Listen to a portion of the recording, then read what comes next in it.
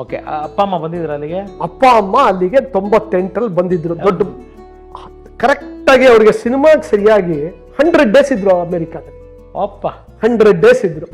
ಅವ್ರನ್ನ ಕರ್ಕೊಂಡು ಚೆನ್ನಾಗಿ ಸುತ್ಸೋಣ ಅಂತ ಅಮೆರಿಕ ಪೂರ್ತಿ ಸುತ್ತಿಸ್ಬಿಟ್ಟೆ. ಎಂಜಾಯ್ ಮಾಡಿದ್ರು, ಅದ್ಭುತವಾಗಿ ಎಂಜಾಯ್ ಮಾಡಿದ್ರು. ಅವ್ರಿಗೆ ಆಕ್ಚುಲ್ ಆಗಿ ನನ್ನ ಹತ್ರ ಯಾವಾಗಲೂ ಹೇಳಿದ್ರು ಅದರ ಎಕ್ಸ್ಪೀರಿಯನ್ಸಸ್ ಬಗ್ಗೆ ಅವರೊಂದು ಪುಸ್ತಕ ಬರೀಬೇಕು ಅಂತಿದ್ರು. ಯಾಕಂದ್ರೆ ಇನ್ನೊಂದು ನಿಮ್ಗೆ ಗೊತ್ತಲ್ವ ರಘುರಾಮ್ಜಿ, ಅವ್ರು 25 ಪುಸ್ತಕ ಅವರ ಇದ್ರಲ್ಲಿ ಆಗಿದೆ. ಕಂಡದ್ದು ಕೇಳದ್ದು ಅಂತ ಒಂದು ಮೈಸೂರು ಮಿತ್ರಾಗೆ ಕಾಲಂ ಬರೆಯೋರು ಅಪ್ಪ. ಈ ತುಮಕೂರಲ್ಲಿದ್ದಾಗ ಒಂದಿಷ್ಟು ಸ್ಕ್ರಿಪ್ಟ್ ರೈಟಿಂಗ್ ಎಲ್ಲ ಮಾಡಿದ್ರು. ಅದೇ ಅವ್ರಿಗೆ ನ್ಯಾಚುರಲ್ ಆಗಿ ಇದ್ದಿದ್ದ ಟ್ಯಾಲೆಂಟ್ ಅದು.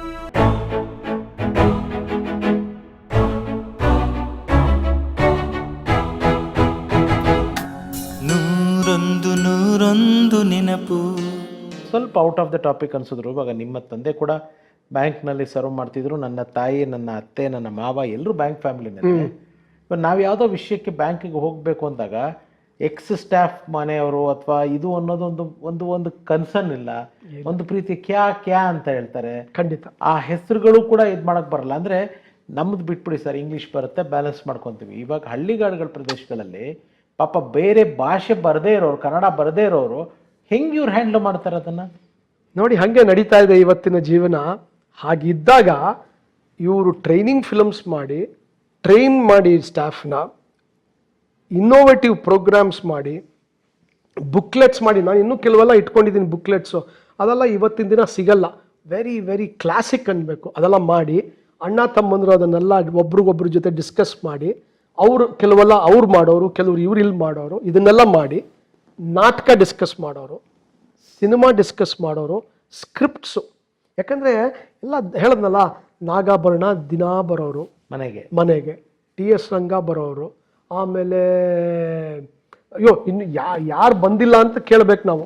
ಇವರೆಲ್ಲ ಬಂದಾಗ ಡಿಸ್ಕಷನ್ ಇದೆ ತಾನೆ. ಇವರು ಅಣ್ಣ ತಮ್ಮ ಇಬ್ರು ಒಟ್ಟಿಗೆ ಪಿಕ್ಚರ್ ಆಕ್ಟ್ ಮಾಡಿದಾರ ಸರ್? ಯಾವ್ದಾರು ಮೇಯ್ನ್ ಆಗಿ ಮಾಡಿರೋದು ಹರಕೆಯ ಕುರಿ, ನಮ್ಮ ರವಿ ಅಣ್ಣನ್ ಪಿಕ್ಚರು. ಅದ್ರಲ್ಲಿ ಇಬ್ರು ಮಾಡಿದ್ದಾರೆ.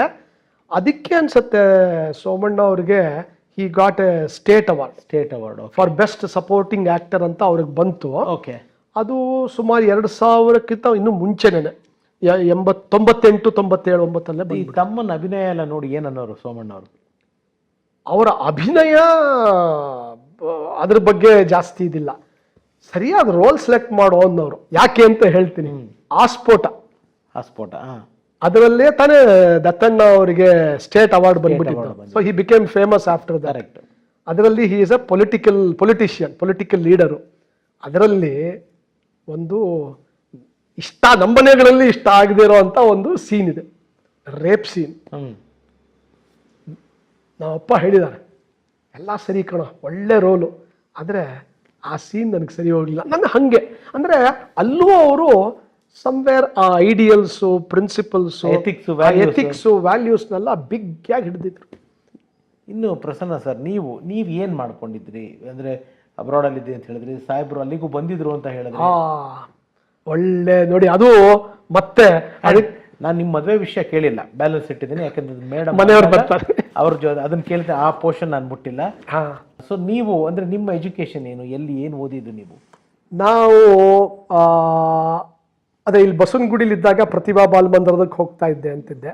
ಅದಾದ್ಮೇಲೆ ಮೈಸೂರಲ್ಲಿ ಹೋಗಿ ಅಲ್ಲಿ ಓದಿದ್ದು. ಎಲ್ಲಿ ಮೈಸೂರಲ್ಲಿ? ಮೈಸೂರಲ್ಲಿ demonstration multipurpose school, Nirmala convent ಅಲ್ಲೇ ನಮ್ಮ ಒಂಟಿಕೊಪ್ಪಲು. ಅಲ್ಲೇ 7ನೇ ಕ್ಲಾಸಲ್ಲಿ ನನಗೆ ರ್ಯಾಂಕ್ ಬಂದಿದ್ದು. ಎಷ್ಟನೇ ರ್ಯಾಂಕ್ ಬಂದಿದ್ರಿ ಸರ್? ಅದೇ 2nd ರ್ಯಾಂಕ್ ಬಂತು ನನಗೆ. ಆಮೇಲೆ ಮಹಾಜನಾಸ್ ಹೈಸ್ಕೂಲ್, ಮಹಾಜನಾಸ್ ಕಾಲೇಜು, ಮಹಾಜನಾಸ್ ಹೈಸ್ಕೂಲಲ್ಲಿ ಇದ್ದಾಗ ಮತ್ತೆ ರ್ಯಾಂಕ್ ಬಂದಿದ್ದು. ಕರೆಕ್ಟಾಗಿ 2nd PUC ಮುಗಿಸ್ದೆ. ಅಷ್ಟರಲ್ಲಿ ನಮ್ಮ ತಂದೆಯವರಿಗೆ ಮತ್ತೆ ಬೆಂಗಳೂರಿಗೆ ಟ್ರಾನ್ಸ್ಫರ್ ಆಯಿತು. ಬೆಂಗಳೂರಿಗೆ ಬಂದೆ. ಆಮೇಲೆ ಇಲ್ಲಿ BMS ಅಲ್ಲಿ ಇಂಜಿನಿಯರಿಂಗ್ ಓದಿದ್ದು. Electrical engineering. ಅಲ್ಲಿ ಇಂಜಿನಿಯರಿಂಗ್ ಮುಗಿಸ್ದೆ. 1-2 ವರ್ಷ ಅಲ್ಲಿ ಇಲ್ಲಿ ಕೆಲಸ ಮಾಡ್ತಾ ಇದ್ದೆ. ಆಮೇಲೆ ನಾನು ಅಮೆರಿಕಾಗೆ ಹೋದೆ.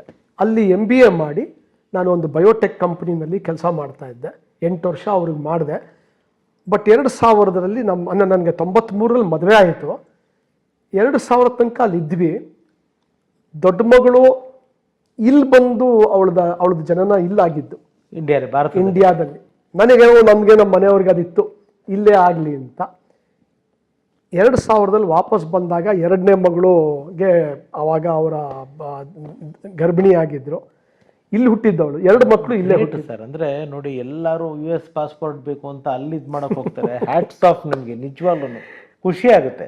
ಇದು ನನಗೆ ಹೇಳೋದು, ನಾನು I have to thank my father. ಯಾಕಂದ್ರೆ ಆ ಒಂದು ಇನ್ಸ್ಟಿಲ್ ಮಾಡಿದ್ರು ಆ ಥರ ಐಡಿಯಲ್ಸ್. ನನಗೂ ಆಯ್ತು, ಅಲ್ಲಿ ಚೆನ್ನಾಗಿದೆ, ಭೋಗಭೂಮಿ ಅಂತಾರಲ್ಲ, ಅದ್ಭುತ ಜಾಗ, ಏನು ತೊಂದರೆ ಇಲ್ಲ. ಆದರೆ ಇಲ್ಲಿ ಬರೋಣ, ನಮ್ಮಲ್ಲಿ ಜೊತೆ ಇರೋಣ ಅಂತ ನಾನು 2000 ವಾಪಸ್ ಬಂದು 2000 ಕೊನೆಗೆ, ಸೊ ನಾನು 10 ವರ್ಷ ಅಲ್ಲಿದ್ದೆ. ಓಕೆ, ಅಪ್ಪ ಅಮ್ಮ ಬಂದಿದ್ರು ಅಲ್ಲಿಗೆ? ಅಪ್ಪ ಅಮ್ಮ ಅಲ್ಲಿಗೆ 98ರಲ್ಲಿ ಬಂದಿದ್ರು. ದೊಡ್ಡ ಕರೆಕ್ಟಾಗಿ ಅವ್ರಿಗೆ ಸಿನಿಮಾಗೆ ಸರಿಯಾಗಿ 100 ಡೇಸ್ ಇದ್ರು ಅಮೆರಿಕಾದಲ್ಲಿ. ಅಪ್ಪ 100 ಡೇಸ್ ಇದ್ರು. ನಾನಂತೂ ಎಂಜಾಯ್ ಮಾಡಿದ್ರು. ನಾನು ಅವ್ರಿಗೆ UK ನಲ್ಲಿ ಸ್ಟಾಪ್ ಮಾಡಿಸಿದೆ, ಒಂದು 4 ದಿನ ಅಲ್ಲಿ ನೀವು ನೋಡ್ಕೊಂಡ್ ಬನ್ನಿ ಅಂತ. ಅವ್ರಿಗೆ ತುಂಬಾ ಇಷ್ಟ ಇದ್ದಿದ್ದು 2 ಅಲ್ಲಿ. ಒಂದು, ಅಲ್ಲಿ ಹೋಗಿ ಬಕಿಂಗ್ಹ್ಯಾಮ್ ಪ್ಯಾಲೇಸ್ ನೋಡ್ಬೇಕು, ಆಯ್ತಾ, ಯಾಕಂದ್ರೆ ಬ್ರಿಟಿಷ್ ಆಳಿದ್ರಲ್ಲ, ಸೊ ಅದು ಏನದು ಅಂತ ನೋಡಬೇಕು, ರಾಣಿ ಗಿಣಿ ಇದೆಲ್ಲ ಒಂದಿತ್ತು. ಇನ್ನೊಂದು, ಸ್ಟ್ರಾಟ್ಫರ್ಡ್ ಅಪಾನ್ ಏವಾನ್, ಶೇಕ್ಸ್ಪಿಯರ್ನ ಜಾಗ ಹುಟ್ಟಿದ್ದು, ಅಲ್ಲಿಗೆ ನಾನು ಹೋಗಲೇಬೇಕು ಅಂತ. ಅಲ್ಲಿದ್ದನ್ನು ನಿಮಗೆ ಹೇಳಲೇಬೇಕು. ನನ್ನ ಫ್ರೆಂಡ್ ಒಬ್ಬ ಡಾಕ್ಟರ್ ಇದ್ದಾನೆ, ಡಾಕ್ಟರ್ ಸತ್ಯನಾಥ್. ಇವತ್ತು ನಾನು ಅವನಿಗೆ ನನ್ನ ಬಾಲ್ಯ ಗೆಳೆಯ, ಅವನಿಗೆ ಇವತ್ತಿಗೂ ನಾನು ಥ್ಯಾಂಕ್ಸ್ ಹೇಳ್ತೀನಿ. ನಮ್ಮ ತಂದೆ ತಾಯಿನ ಅಲ್ಲಿಗೆ ನಾಟಕಕ್ಕೆ ಕರ್ಕೊಂಡು ಹೋಗಿ, ಸ್ಟ್ರಾಟ್ಫರ್ಡ್ ಅಪಾನ್ ಏವನ್ನೇ ಕರ್ಕೊಂಡು ಹೋಗಿದ್ದಾನೆ, ನಾಟಕಕ್ಕೆ ಕರ್ಕೊಂಡು ಹೋಗಿದ್ದಾನೆ. ಯಾವ ನಾಟಕ ಅನ್ನೋದು ನನಗೀಗ ಜ್ಞಾಪಕ ಇಲ್ಲ. ನಾಟಕ ಶುರುವಾದ ಮೇಲೆ ಅಲ್ಲಿ ಅಲ್ಲೆಲ್ಲ ಸ್ವಲ್ಪ ಬ್ರಿಟಿಷರ್ಸು ಅವರೆಲ್ಲ ಸ್ವಲ್ಪ ಸೊಫಿಸ್ಟಿಕೇಟೆಡ್ ಸೂಟ್ ಗೀಟ್ ಹಾಕೊಂಡು ಬರ್ತಾರೆ. ನಮ್ಮ ತಂದೆ ನಾರ್ಮಲ್ ಆಗಿ ಡ್ರೆಸ್ ಮಾಡ್ಕೊಂಡು ಹೋಗಿದ್ದಾರೆ, ಬಟ್ ಅವ್ರಿಗೂ ಇದೆಲ್ಲ ಇತ್ತು, ಚೆನ್ನಾಗಿ ಹೋಗ್ಬೇಕು. ಬ್ಯಾಂಕ್ ಎಂಪ್ಲಾಯಿ ಏನ್ ಮಾಡಿದಾರೆ ಗೊತ್ತಾ, ಅಲ್ಲಿ ಹಿಂದ್ಗಡೆ ಇದು ಸೀಟಲ್ಲಿ ಕೂತ್ಕೊಂಡು ಅವ್ನು ಹೇಳಕ್ ಮುಂಚೆ ಎಲ್ಲಾ ಡೈಲಾಗ್ ಹೇಳ್ತಾ ಇದ್ರಂತೆ. ನಾವಿಲ್ಲಿ ಅಣ್ಣವ್ರ ಸಿನಿಮಾ ಡೈಲಾಗ್ ಹೇಳಂಗೆ ಎಕ್ಸಾಕ್ಟ್ಲಿ. ಆ ಮುಂದೆ ಇದ್ದವ್ರ ಕೈಲಿ ಹುಷ್ ಅನ್ಸ್ಕೊಂಡಿದ್ದಾರೆ. ಆದ್ರೆ ನಮ್ಮ ತಾಯಿನೂ ಹೇಳ್ತಾರೆ, ತಡ್ಕೊಳಕ್ಕೆ ಆಗ್ತಿರ್ಲಿಲ್ವಂತವ್ರಿಗೆ, ಅಷ್ಟು ಉದ್ವೇಗ ಬರೋದು ಆ ಡೈಲಾಗ್ ಹೇಳೋದಿಕ್ಕೆ. ಅದೆಲ್ಲ ಆದ್ಮೇಲೆ ನಾಟಕ ಮುಗಿದ್ಮೇಲೆ ಎಷ್ಟೊಂದು ಜನ ಬಂದು ಇವ್ರ ಬಗ್ಗೆ ಕೇಳಿದ್ರಂತೆ, ನೀವು ತುಂಬಾ ಚೆನ್ನಾಗಿ ಏನು ಅವ್ರಿಗೆ ಈಗಲೂ ಅವರು ಇದು ಏನೋ ಕೆಲವು ಮ್ಯಾಕ್ಬೆತ್ತು ಅದ್ರದ್ದೆಲ್ಲ ಸಾಯಕ್ ಮುಂಚೆನು ಟಕ ಟಕ ಟಕ ಟಕ ಹೇಳ್ಬಿಡು. ಇಂಗ್ಲಿಷ್ ಡೈಲಾಗ್ಸ್ ನಾನು ಹೇಳ್ತಾರೆ, ಇಂಗ್ಲಿಷ್ ಅದನ್ನ ಮಾಡೋರು. ಆಮೇಲೆ ಅಲ್ಲಿಂದ ಅಮೆರಿಕಾಗೆ ಬಂದ್ರು. ನಾವು ಅವ್ರನ್ನ 1 ದಿನನೂ ಕೂಡಿಸ್ಲಿಲ್ಲ. ಆದ್ರೆ ಅವ್ರಿಗೆ ಇಲ್ಲಿ ಆಕ್ಟಿವ್ ಲೈಫ್ ಅಭ್ಯಾಸ ಆಗಿ, ಡಿಪೆಂಡೆನ್ಸಿ, ಯಾವಾಗ ನೀನು ಕರೆದ ಮೇಲೆ ನಾನು ನಿನ್ ಜೊತೆ ಹೋಗ್ಬೇಕು, ನನ್ನ ಪಾಡನ್ನ ರೋಡಲ್ಲಿ ಹೋಗ್ತೀನಿ. 1-2 ದಿನ ಸ್ಟಾರ್ಟಿಂಗ್ ಅಲ್ಲಿ ಹೊಟ್ಟೋಗ್ಬಿಟ್ಟಿದ್ರು. ನಮ್ಗೆ ಹೇಳ್ದೇನೆ ರಸ್ತೆ ನಡ್ಕೊಂಡೆಲ್ಲ ಹೋಗಿ ಅದೊಂದ್ ಸ್ವಲ್ಪ ನಮ್ಗೆ ತೊಂದರೆನೂ ಆಯ್ತು. ಅಂದ್ರೆ ಅದೆಲ್ಲ ರೂಟ್ ಗೊತ್ತಾಗಲ್ಲ. ಆಮೇಲೆ ಅಮೆರಿಕಾ ಅದೊಂದು ಬೇರೆ ತರದ ರಾಜ್ಯ, ಇದು ಊರದು, ಅಲ್ಲಿ ಪರಂಪರೆನೇ ಬೇರೆ, ಪರಂಪರೆ ಬೇರೆ. ಎಲ್ಲ ಹೊಟ್ಟೋಗಿದ್ರು. ನಾವು ಅವ್ರನ್ನ ಹಿಡ್ಕೊಂಡು ಕರ್ಕೊಂಡ್ ಬರೋದ್ರಲ್ಲಿ ಕಷ್ಟ ಆಯ್ತು. ಆದ್ರೆ ಅದಕ್ಕೆ ನಾನು ಅವಾಗ ಏನ್ ಡಿಸೈಡ್ ಮಾಡಿದೆ, ಅವ್ನ ಕಟ್ಟಾಕಕ್ಕಾಗಲ್ಲ, ಮೊಮ್ಮಗಳಿದಾಳ ಮನೆಯಲ್ಲಿ ಬ್ಯುಸಿಯಾಗಿ ಇಟ್ಟಿರ್ತಾಳೆ, ಆದ್ರೆ ಅವ್ರನ್ನ ಕರ್ಕೊಂಡು ಚೆನ್ನಾಗಿ ಸುತ್ಸೋಣ ಅಂತ ಅಮೆರಿಕಾ ಪೂರ್ತಿ ಸುತ್ತಿಸ್ಬಿಟ್ಟೆ. ಎಂಜಾಯ್ ಮಾಡಿದ್ರು, ಅದ್ಭುತವಾಗಿ ಎಂಜಾಯ್ ಮಾಡಿದ್ರು. ಅವ್ರಿಗೆ ಆಕ್ಚುಲ್ ಆಗಿ ನನ್ನ ಹತ್ರ ಯಾವಾಗ್ಲೂ ಹೇಳಿದ್ರು, ಅದರ ಎಕ್ಸ್ಪೀರಿಯನ್ಸಸ್ ಬಗ್ಗೆ ಅವರೊಂದು ಪುಸ್ತಕ ಬರೀಬೇಕು ಅಂತಿದ್ರು. ಯಾಕಂದ್ರೆ ಇನ್ನೊಂದು ನಿಮ್ಗೆ ಗೊತ್ತಲ್ವ ರಘುರಾಮ್ಜಿ, ಅವ್ರ 25 ಪುಸ್ತಕ ಅವರ ಇದ್ರಲ್ಲಿ ಆಗಿದೆ. ಹಿಂಗೆ ಸರ್ ಅವ್ರಿಗೆ ಬರವಣಿಗೆ ಓದಿನ ಅಷ್ಟು ಬಂದಿದ್ದು? ಅದೇ ಹೇಳದ್ನಲ್ಲ, ಈ ನಾಟಕ ಸಿನಿಮಾ ಮಾಡಕ್ ಮುಂಚೆ ಸ್ಕ್ರಿಪ್ಟ್ ರೈಟಿಂಗ್ ಶುರು ಮಾಡಿದ್ರು. Okay okay. ಈ ತುಮಕೂರಲ್ಲಿದ್ದಾಗ ಒಂದಿಷ್ಟು ಸ್ಕ್ರಿಪ್ಟ್ ರೈಟಿಂಗ್ ಎಲ್ಲ ಮಾಡಿದ್ರು. ಅದೇ ಅವ್ರಿಗೆ ನ್ಯಾಚುರಲ್ ಆಗಿ ಇದ್ದಿದ್ದ ಟ್ಯಾಲೆಂಟ್ ಅದು ಒಳಗಡೆ ಇತ್ತು ಅಷ್ಟೇ. ಅದೇ ಅವ್ರು ನಮಗೂ ಕೊಟ್ಟಿದ್ದಾರೆ ಬಿಡಿ. ನನಗೂ ಇವತ್ತೇನಾರ ಬರೆಯೋದಿಕ್ಕೊಂದಿಷ್ಟು ಶಕ್ತಿ ಇದೆ ಅಂದ್ರೆ ಅವರಿಂದ ಬಂದಿದ್ದು. ಆದ್ರೆ ನೋಡಿ, ಅವ್ರು ಬರ್ದಿದ್ದಲ್ದೆ ನಮ್ಮಗಳಿಗೆ ಎಲ್ಲಾರ್ಗೂ ಎನ್ಕರೇಜ್ ಮಾಡ್ತಾ ಇದ್ರು.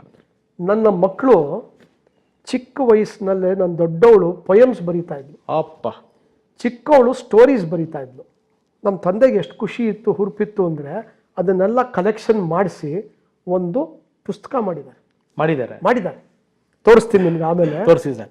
ನಾನು ಮಕ್ಕಳ ವಿಷಯ ಎಲ್ಲ ಏನಕ್ಕೆ ಮಾತಾಡ್ತಿಲ್ಲ ಅಂದ್ರೆ, ನಾನು ಮೇಡಮ್ನ ಕೂರಿಸ್ಕೊಂಡು ಅದನ್ನ ಮಾತಾಡ್ಬೇಕು. ಅದಕ್ಕೆ ನಿಮ್ದು ಅಪ್ಪದು ಏನಾಗುತ್ತೆ ಅದನ್ನ ಕವರ್ ಮಾಡ್ತಾ. ಆದ್ರೆ ಬರಿತಾ ಇದ್ದಿದ್ದು ಇವ್ರದ್ದು ನನಗೆ ಇದನ್ನ ಅಪ್ಕ ಇದೆ. 1977, 78, 79, 80 ಮೈಸೂರಿನಲ್ಲಿ KB ಗಣಪತಿ ಅವರು, star of Mysuru Mitra editor. ಅವರು ಇವರು ಗಳಸ್ಯ ಕಂಠಸ್ಯ. ಓಹೋ. ಅಂದ್ರೆ ಅವರು ಬ್ಯಾಂಕ್ ಅಲ್ಲಿ ಇದ್ರು. ಅವರು ಲೋನ್ ಗೀನ್ಗೆ ಅಂತ ಏನೋ ಬಂದ್ರು, ಅದಾದ್ಮೇಲೆ ಅವ್ರದ್ದು ಫ್ರೆಂಡ್ಶಿಪ್ ಬೆಳೀತು. ಇವರು ಕಂಡದ್ದು ಕೇಳದ್ದು ಅಂತ ಒಂದು ಮೈಸೂರು ಮಿತ್ರಾಗೆ ಕಾಲಂ ಬರೆಯೋರು ಅಪ್ಪ ನೋಡಿ. ಹಿಸ್ಟ್ರಿ ಮುಂದುವರ್ಸ್ಕೊಂಡು ಹೋಗಿದ್ದೀರಾ. ಇವಾಗ ನೀವು ಅದನ್ನ ಸ್ನೇಹಿತರೆ ಡೆಕ್ಕನ್ ಹೆರಾಲ್ಡ್ಗೆ ಸರ್ ಕಾಲಮಿಸ್ಟ್ ಆಗಿದ್ದಾರೆ, ಕಾಲಮ್ಗಳು ಬರೀತಾರೆ. ಯಾವ ವಿಚಾರಗಳಲ್ಲಿ ಬರೀತೀರಾ ಸರ್ ತಾವು? ನಾನು ಜನರಲ್ ವಿಚಾರ ಅಂದ್ರೆ ಒಂದು ರೈಟ್ ಇನ್ ದ ಮಿಡಲ್ ಅಂತ ಇದು ಡೆಕ್ಕನ್ ಹೆರಾಲ್ಡ್ ಅಲ್ಲಿ ಫೇಮಸ್ ಕಾಲಮ್ ಅದು. ಅಲ್ಲಿ ಫೋಟೋಸ್ ಇದ್ರೆ ಕಳಿಸಿ, ಖಂಡಿತ ಕೊಡ್ತೀನಿ ನಿಮಗೆ. ಅದು ಜನರಲ್ ವಿಷಯಗಳು ಬರೀತೀನಿ. ಇನ್ನೊಂದು OSS ಅಂತ ಸ್ಪಿರಿಚುವಲ್ ಕಾಲಮ್ ಇದೆ.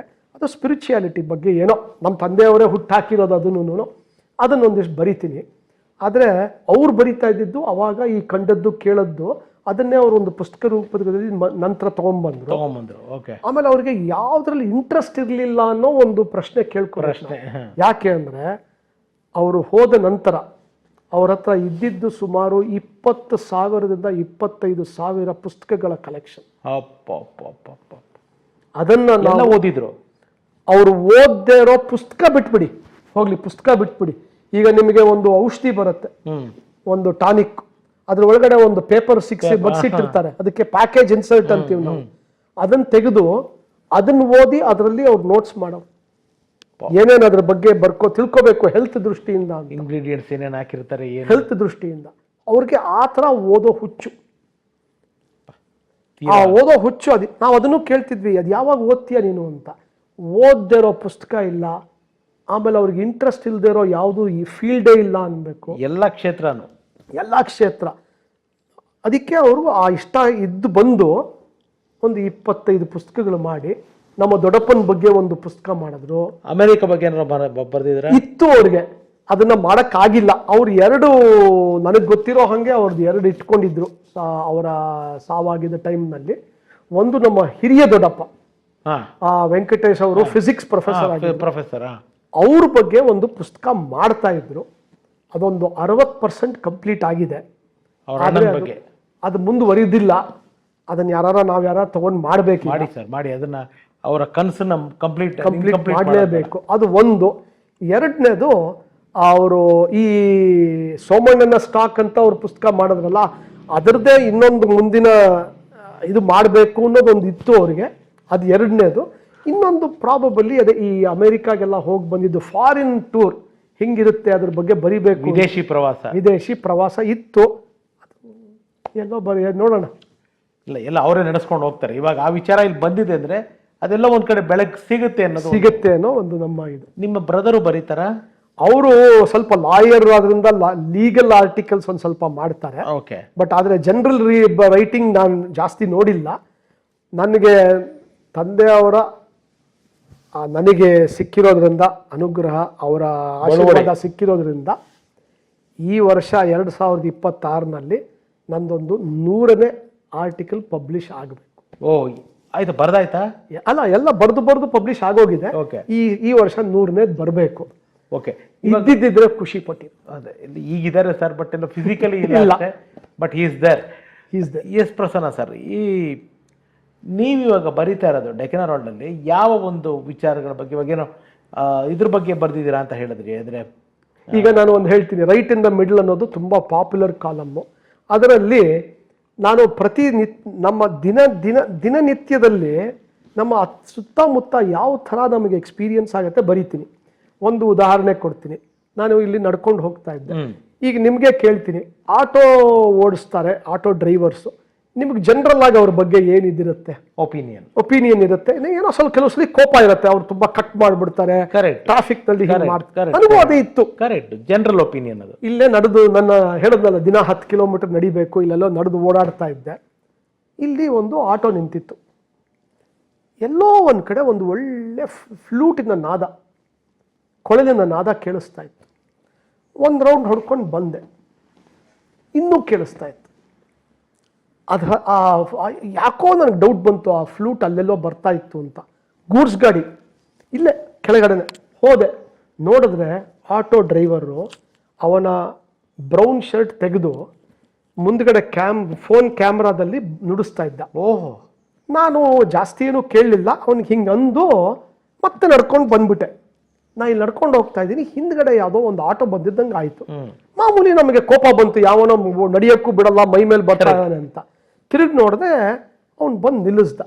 ಅವನ್ನ ನಾನು ರೆಕಗ್ನೈಸ್ ಮಾಡ್ದ, ಬಂದು ನನ್ನ ಹತ್ರ ಮಾತಾಡ್ದ. ನೋಡಿದ್ರೆ ಫ್ಲೂಟ್ನಲ್ಲಿ ಅವನು ಅವರ ಟೀಚರಿಂದ ಫ್ಲೂಟ್ ಕ್ಲಾಸ್ ತಗೋತಾ ಇದ್ದ. Online auto driver, online class. ಅವನು ಮಾಸ್ಟರ್ಸ್ ಡಿಗ್ರಿ ಓದ್ತಾ ಇದ್ದಾನೆ. ತಮಿಳ್ನಾಡಿಂದ ಬಂದಿರೋನು, ತಮಿಳ್ನವನು. ಎಲ್ಲದಕ್ಕಿಂತ ಹೆಚ್ಚಾಗಿ ನನಗೆ ಸಿಕ್ಕಿದ್ದು ನನ್ನ ಕಿವಿಗೆ ಆ ಕೊಳಲಿನ ನಾದ. ನಾ ಏನು ಮಾಡಿದೆ, ಅವಾಗ ನನಗೆ ನಾವೊಂದು ಒಪಿನಿಯನ್ ಇಟ್ಕೊಂಡಿರ್ತೀವಲ್ಲ, ಆಟೋ ಡ್ರೈವರು ಹಿಂಗೆ ಅಂತ, ಅವತ್ತಲ್ಲಿಗೆ ಬಿಟ್ಟೆ ನಾನು ಅದನ್ನ ನನಗೆ ಬರಿಬೇಕು ಅನಿಸ್ತು. ಅದ್ರ ಬಗ್ಗೆ ಬರ್ದಿದ್ದೀನಿ ಅದನ್ನ. ಅದೇ ಥರ ಎಲ್ಲೋ ಲಂಡನ್ಗೆ ಹೋಗಿದ್ದೆ, ಅಲ್ಲಿ ಏನೋ ಒಂದು ಇನ್ಸಿಡೆಂಟ್ ಆಯಿತು. ಯಾರೋ ಒಬ್ಬ ಹಿಂಗೆ ಬಂದು ನಮಗೆ ಪಿಜ್ಜಾ ಹೋಟೆಲಲ್ಲಿ ಎಲ್ಲ ಸರ್ವ್ ಮಾಡ್ದ. ನೋಡಿದ್ರೆ ನಾ ಎಲ್ಲ ಆದಮೇಲೆ ನಾನು ಏನಪ್ಪ ನೀನು ಇಟಲಿಯಿಂದ ಬಂದಿರೋನಾ ಅಂತಂದೆ. ಇಲ್ಲ ಸರ್, ಇಟಲಿಯಿಂದ ಅಲ್ಲ, ಈಗ ನಮ್ಮ ರಷ್ಯಾ ಯುಕ್ರೇನ್ ನಡೀತಾ ಇದೆಯಲ್ಲ, ನಾನು ಯುಕ್ರೇನಿಂದ ಬಂದಿರೋನು.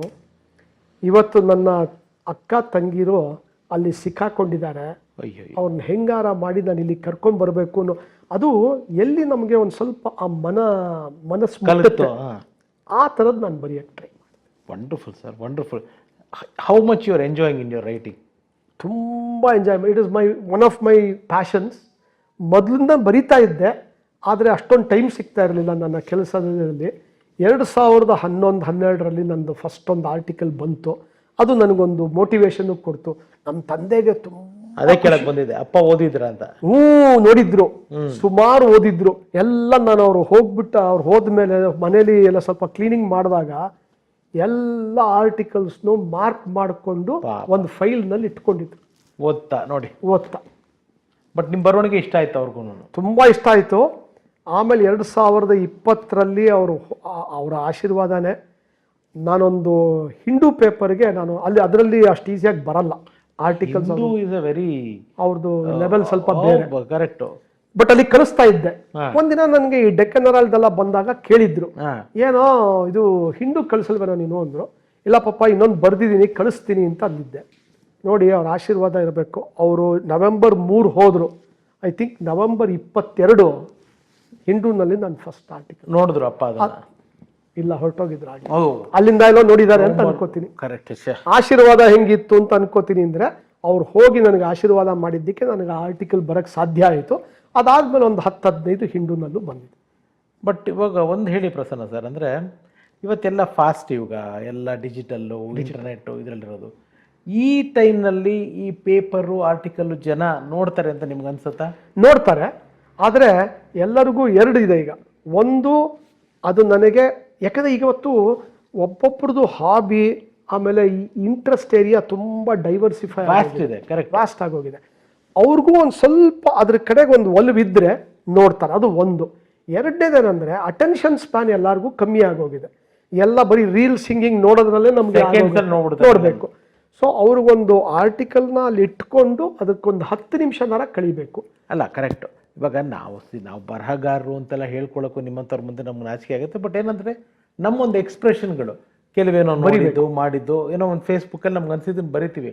ಯು ವೋಂಟ್ ಬಿಲೀವ್, ಓದೋ ಆಸಕ್ತಿ ಇವತ್ತಿಗೂ ಜನಕ್ಕಿದೆ, ಖಂಡಿತ ಇದೆ. ಯಾಕೆಂತಂದರೆ ನಾವು ಯಾವುದೋ ಒಂದು ವಿಡಿಯೋ ಪೋಸ್ಟ್ ಮಾಡಿದಾಗ ಬರೋ ಲೈಕಿಗೂ, ಒಂದು ಪೋಸ್ಟನ್ನು ಪೋಸ್ಟ್ ಮಾಡಿದಾಗ ಬರೋ ಲೈಕಿಗೂ ವ್ಯತ್ಯಾಸ ಇದೆ ಸರ್, ತುಂಬ ವ್ಯತ್ಯಾಸ ಇದೆ. ಅಂದರೆ people are slowly they want ಖಂಡಿತ and they will travel and they will get connected ಅಲ್ವಾ, ಅದು ಕನೆಕ್ಟೆಡ್. ಆಮೇಲೆ ನಾವು ಇವತ್ತೇನಂದ್ರೆ ಎಲ್ಲರಿಗೂ ಕೇಟರ್ ಮಾಡೋಕ್ಕಾಗಲ್ಲ. ಹೌದು. ನಾನೇನು ಮಾಡ್ತೀನಿ, ನನಗೆ ಗೊತ್ತಿರೋರಿಗೆ ಕಳಿಸ್ತೀನಿ. ಒಂದು 10 ಜನನೂ ನಮಗೆ ವಾಪಸ್ ಮಾಡಿ ತುಂಬ ಚೆನ್ನಾಗಿತ್ತು ಅಂದ್ರೆ ನಮ್ಗೆ ಅಷ್ಟು. ನಮಗೂ ಕಳಿಸಿ ಸರ್, ಮೇಲೆ ಖಂಡಿತ ನಿಮಗೆ ಕಳಿಸ್ತೀನಿ, ದಯವಿಟ್ಟು ಕಳಿಸಿ ಸರ್, ತಿಳ್ಕೊಳ್ಳೋಕೆ ಇಷ್ಟ ನಮಗೆ. Thank you. Yes, Prasanna sir ಜೊತೆ ನಾನು ಇನ್ನೂ ಮಾತಾಡ್ತಾನೆ ಇದ್ದೀನಿ, ಇನ್ನೂ ಮಾತಾಡ್ತಾ ಇರ್ತೀನಿ. ಆದರೆ ಈಗ ಮೇಡಮ್ ಅವ್ರನ್ನ ಕರೆಯುವಂಥದ್ದು. ಯಾಕೆಂತಂದರೆ ಒಂದು ಇವರ ಶ್ರೀಮತಿಯಾಗಿ ಅವರ ಒಂದು ಜೀವನ, ಒಡನಾಟ, ಜೊತೆಗೆ ಆ ಮಾವ ಸೊಸೆಯ ಸಂಬಂಧದ ಬಗ್ಗೆ ಮಾತಾಡಬೇಕು. ಆ್ಯಂಡ್ ಮೊಮ್ಮಕ್ಕಳು ತಾತನ ಬಗ್ಗೆ ಮಾತಾಡಬೇಕು. ಇದೆಲ್ಲನೂ ಮೇಡಮ್ ಜೊತೆ ಕೂತ್ಕೊಂಡು ಮಾತಾಡ್ತೀನಿ. ಸೊ ಸ್ನೇಹಿತರೆ, ಕಾಯ್ತೀರಿ. ನಮ್ಮ ಪ್ರಸನ್ನ ಸರ್ ಅವರ ಶ್ರೀಮತಿ ಆರತಿ ಮೇಡಮ್ ಅವರು ಮುಂದಿನ ಸೆಗ್ಮೆಂಟಲ್ಲಿ ಬಂದು ನಮ್ಮ ಜೊತೆಗೆ ಜಾಯ್ನ್ ಆಗ್ತಾರೆ.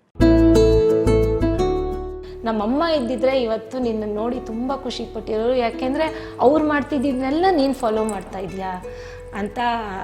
ಅಜ್ಜಿ ಏನು ಮಾಡ್ತಿದ್ರೋ ನನಗೆ ಗೊತ್ತಿಲ್ಲ, ಅವ್ರು ಏನು ಮಾಡ್ತಿದ್ರು ನಾನು ನೋಡಿಲ್ಲ, ಆದರೆ ಅದು ನಾನು ನಮ್ಮಮ್ಮ ಹೇಳ್ಕೊಟ್ಟಿದ್ದು ಅಂತ ಮಾಡ್ಕೊಂಡು ಬಂದೆ. ಬಟ್ ಹೀ ಸೇಸ್ ಅದು ನಮ್ಮ ಅಜ್ಜಿ ಇದನ್ನು ನೀನು ಫಾಲೋ